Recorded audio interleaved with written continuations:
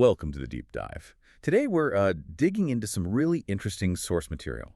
It takes a hard look at how science tries to define and maybe even, well, control the narrative around autistic ethics. Yeah, it's not just a simple review of a paper. It's more about reading between the lines, understanding the intentions behind the research itself. Exactly. And our main focus is a critique of a specific study. It's a 2024 paper from a Cambridge group published in Molecular Autism. It's about moral foundations in autistic people.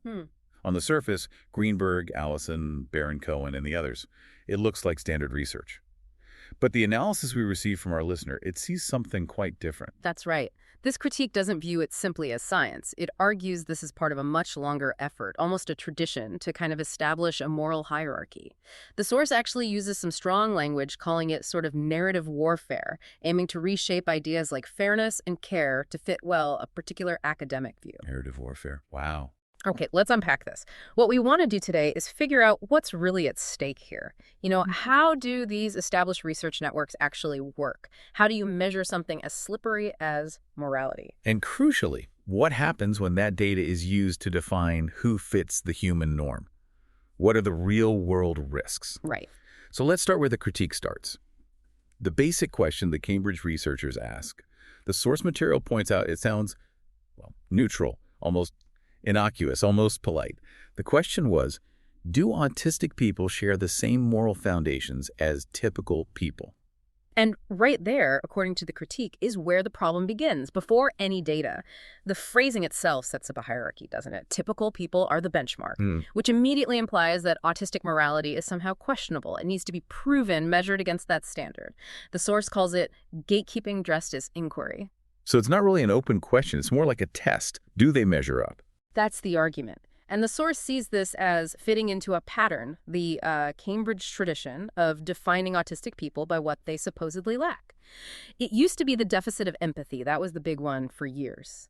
Now, maybe the focus is shifting to moral foundations, but the underlying structure, the source says, is the same. It's a scaffold of lack. And to build that scaffold, they need data points. They have to take something incredibly complex and human, the critique calls it, the living pulse of relation, and turn it into numbers. Yes, and that very act of translating lived experience into quantifiable data is, according to the source, how control over the moral narrative is maintained. It decides whose ethics are considered, well, legitimate. Okay, that framing is clear. But let's talk about how they measured it, part two, the tools. The main one was the Moral Foundations Questionnaire, the MFQ. Right, the MFQ. It's pretty widely used in psychology. It breaks morality down into 5 main pillars: care, fairness, loyalty, authority, and sanctity. Helps researchers understand different ethical priorities, often linked to, say, political views.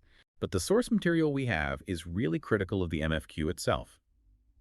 It calls it an artifact pretending to be a mirror of human virtue and connects it to American culture war psychology. That's quite a charge. Is the tool itself biased? Well, the critique argues it functions less as a true measure of conscience and more like a kind of loyalty test. If the underlying assumption is that goodness equals obedience or deference to authority, which the source claims the MFQ leans towards, then what it might really be measuring is linguistic assimilation. Linguistic assimilation, you mean how well someone can talk about morality in the right way? Sort of, yeah. How well you can mimic the expected analytical style of reasoning about ethics rather than reflecting your actual lived moral experience. It tests conformity, maybe, more than conscience. And this MFQ data gets filtered through another big theoretical lens, doesn't it? The empathizing systemizing framework, the ES model. The source is really dismissive of this too, calling it an old myth pretending to be a model. That feels like a direct hit on a pretty foundational concept in autism research. It's definitely a strong critique. Their argument is that the ES model is almost purpose-built to create this binary reason on one side, feeling on the other, and autism consistently gets placed on the systemizing side. Logical, pattern-seeking, but maybe cold, moral only by following rules, not from genuine empathy or care. Okay, but the study authors do acknowledge empathy to some extent, right? Yeah. I think the critique mentions a phrase like intact, effective empathy. Ah, yes. What's fascinating here is how the source interprets that phrase. They call it a rhetorical containment field. A containment field? Yeah, like it's a small concession, a nod to the neurotypical reader. See, they do have some feelings. But by walling off that bit of emotion, it subtly reinforces the main idea that the core autistic mode is still rational, systemizing, and maybe lacking in that deeper intuitive moral sense. It contains the empathy, so the deficit narrative can remain dominant. Right, it manages the perception. Okay, let's get to the study's big finding then. Part 3. The results suggested autistic participants prioritized fairness over care. And the source notes this was presented with a kind of triumphant certainty of revelation.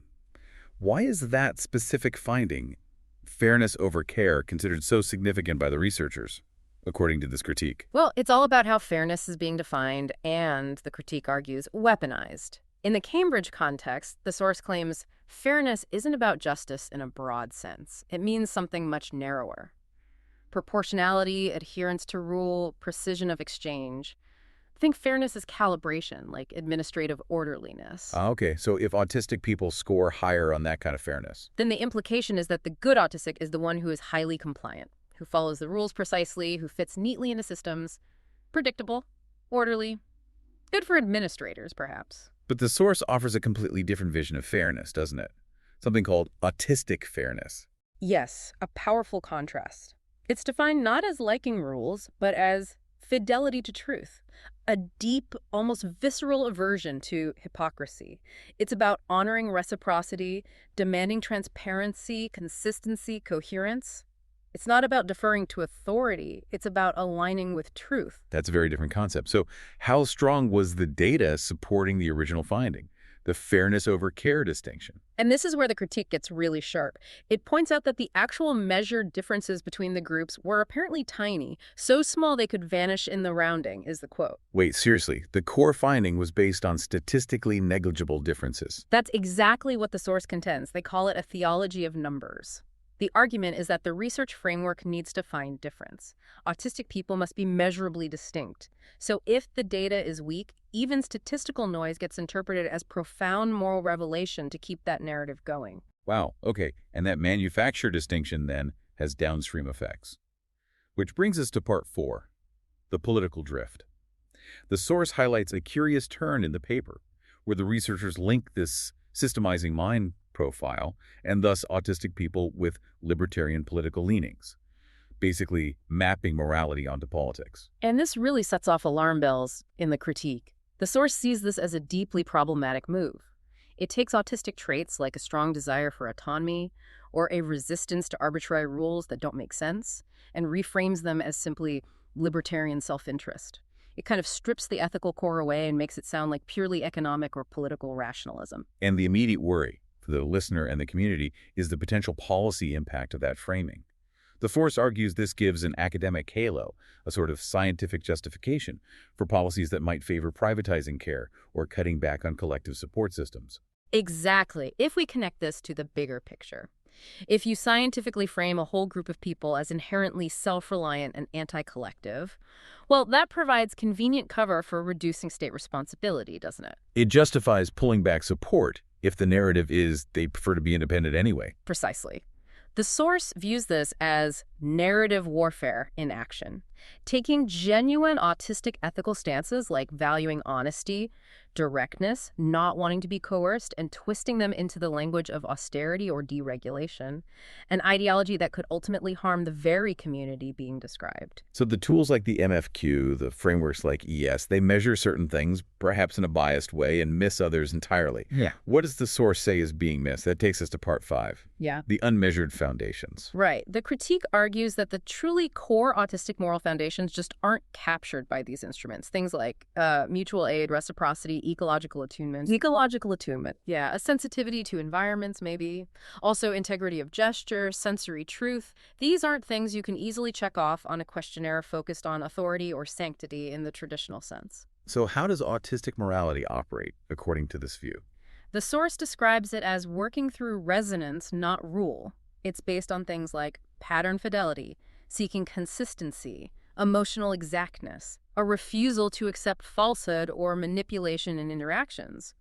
Justice in this model isn't handed down, it's generated horizontally between people based on felt balance and truthfulness. So the critique's final punchline is pretty stark then. It says the researcher's vocabulary of deficit is basically just. The record of their deafness. Yes, they can't hear or measure what's actually there, so they report an absence. Okay, so faced with this powerful critique, what's the proposed way forward? Does the source offer a strategy? It does, and it's quite strategic. It argues against fighting study by study, paper by paper. Instead, it calls for cartography, mapping the entire ecosystem. Mapping the system, what does that involve? It means tracking things like who are the authors, what are their affiliations, which measures keep getting used, like the MFQ, ES, where does the funding come from, and also, critically, how does the media pick up these studies? How do those small deltas become big claims in headlines? So the goal isn't just to debunk one study, but to expose the whole network. Make the architecture itself the story. Exactly. To show how the different parts, the researchers, the tools, the funding, the media hype all work together. The idea is to break the spell, of the seemingly objective scientific process and show the underlying structure that shapes the outcomes, potentially linking research directly to policy shifts. That's a much bigger project. It is. So ultimately, what we've unpacked today, based on this source, is this fundamental clash, isn't it, between a standardized, calculated view of morality where fairness is order and a more embodied relational one where fairness is sensory equilibrium and fidelity to truth.